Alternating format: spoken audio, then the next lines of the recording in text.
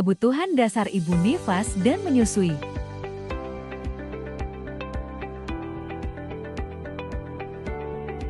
Dalam masa nifas, alat-alat genitalia internal maupun eksternal akan berangsur-angsur pulih seperti pada keadaan sebelum hamil.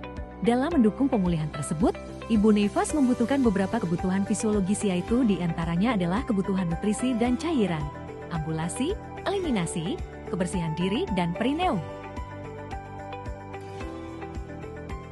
Kebutuhan gizi pada ibu pasca persalinan terutama bila menyusui akan meningkat 25% lebih banyak, karena hal tersebut berguna untuk proses kesembuhan ibu sehabis melahirkan dan juga untuk memproduksi air susu yang cukup dan berkualitas untuk menyehatkan bayi.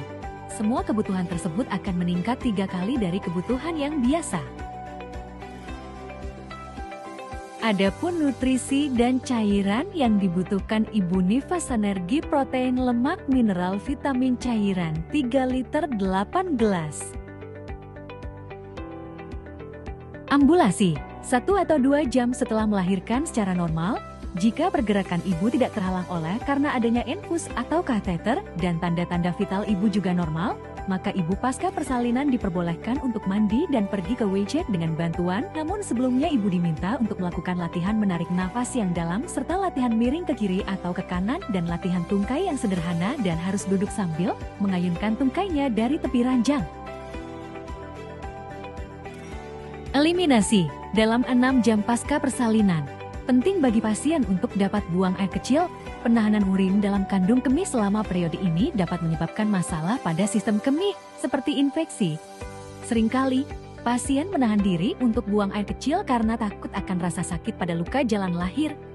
Bidan memberikan keyakinan kepada pasien dan dukungan mental juga diperlukan untuk meyakinkan pasien bahwa mereka mampu mengatasi rasa sakit. Defekasi, buang air besar, harus ada dalam 3 hari postpartum. Biasanya bila penderita tidak bab sampai 2-3 hari sesudah persalinan, akan ditolong dengan pemberian sput glycerin atau diberikan obat-obatan. Jika dalam 2-3 hari postpartum masih susah bab, maka sebaiknya diberikan laksan atau Perofen 1-2 hari postpartum, atau pada hari ketiga diberi laksa suppositoria dan minum air hangat. Kebersihan diri dan perineum. Pada masa nifas, seorang ibu sangat rentan terhadap infeksi, oleh karena itu kebersihan tubuh sangat penting mencegah terjadinya infeksi. Bila sudah bab atau bab perineum harus dibersihkan secara rutin. Biasanya ibu akan takut jahitannya lepas, juga merasa sakit sehingga perineum tidak dibersihkan atau tidak dicuci. Pastikan bahwa ibu mengerti untuk membersihkan daerah sekitar vulva terlebih dahulu dari depan ke belakang. Baru kemudian dibersihkan daerah sekitar anus.